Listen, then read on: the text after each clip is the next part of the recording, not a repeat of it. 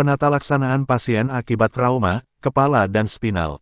Oleh Sugeng Riyadi. Trauma pada kepala dan tulang belakang merupakan kondisi darurat medis yang berisiko tinggi menyebabkan kecacatan permanen hingga kematian. Penanganan yang cepat, tepat, dan sesuai prosedur sangat menentukan kualitas hidup pasien selanjutnya. Pemahaman mendalam mengenai biomekanika trauma menjadi dasar utama dalam menilai jenis cedera, mekanisme terjadinya kerusakan jaringan, serta menentukan strategi penanganan yang paling aman dan efektif. Biomekanika trauma mempelajari bagaimana energi luar bekerja pada tubuh manusia dan dampaknya terhadap struktur anatomi.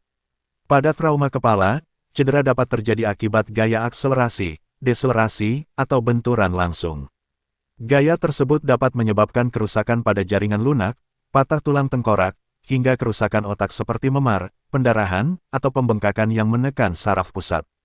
Sementara itu, pada cedera spinal, gaya yang bekerja seperti tekanan, tarikan, puntiran, atau geseran dapat menyebabkan patah tulang belakang, pergeseran ruas tulang, hingga robeknya sumsum tulang belakang.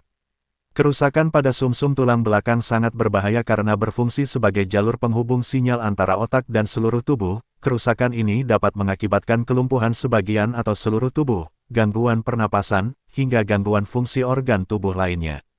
Prinsip utama penata laksanaan pasien trauma kepala dan spinal dimulai di lokasi kejadian.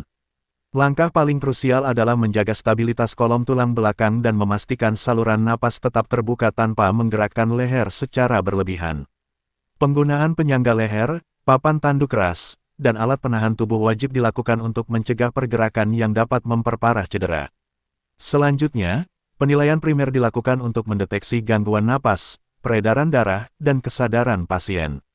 Skala Koma Glasgow sering digunakan untuk menilai tingkat keparahan cedera kepala berdasarkan respons mata, verbal, dan gerakan pasien. Setelah pasien dibawa ke fasilitas kesehatan, penata laksanaan dilanjutkan dengan pemeriksaan penunjang seperti ronsen, CT scan, atau MRI untuk melihat gambaran jelas kerusakan yang terjadi.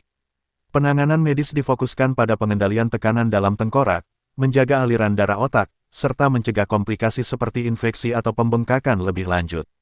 Dalam kasus yang parah, tindakan bedah mungkin diperlukan untuk memperbaiki patah tulang atau mengangkat gumpalan darah yang menekan jaringan saraf. Secara keseluruhan, keberhasilan penanganan pasien trauma kepala dan spinal sangat bergantung pada pemahaman mekanisme cedera serta kepatuhan terhadap standar prosedur penanganan. Pengetahuan ini penting dimiliki oleh setiap tenaga kesehatan agar dapat memberikan pertolongan yang selamat, mencegah kerusakan tambahan, dan memaksimalkan pemulihan fungsi tubuh pasien.